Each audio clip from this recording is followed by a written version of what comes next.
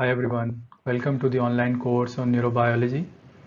In this course, we will try to understand how the brain functions. Now, one can study the brain at many different zoom levels.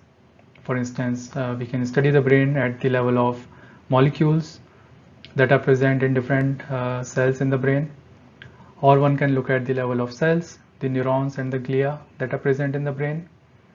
One can also study the small circuits of neurons or the whole sensory systems or motor systems that are made by combining many of these circuits together.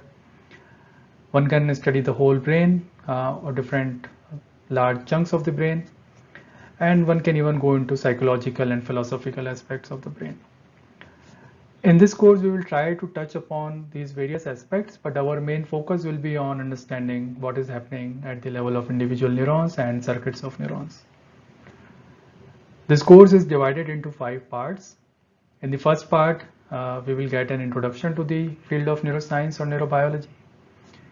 We will also see a historical perspective and understand how people started to think about the brain.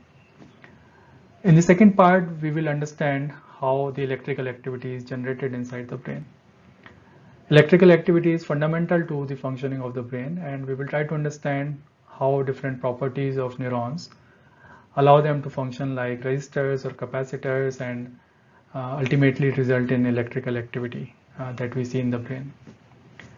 In the third part, we will look at ion channels that allow active conductances in neurons, and these channels enable a certain type of electrical event in the brain called action potential or spikes. These spikes are the basic currency of neural activity, and we will spend some time in understanding how these spikes or action potentials are generated and how they are transmitted along neurons. In the fourth part, we will look at the synapses, which are the contact points between neurons. So we'll try to understand how neurons communicate with each other. We will look at the two types of synapses, the electrical synapses and the chemical synapses.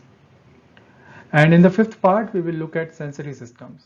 So we will try to understand how perception happens. We'll get an introduction to different sensory systems, but we'll focus mostly on one system, olfaction, which is the sense of smell. Now this is very close to my heart because my lab works in the field of olfaction.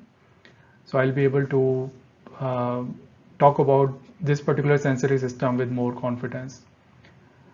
So this is the short introduction to this course, and I hope you will enjoy the course.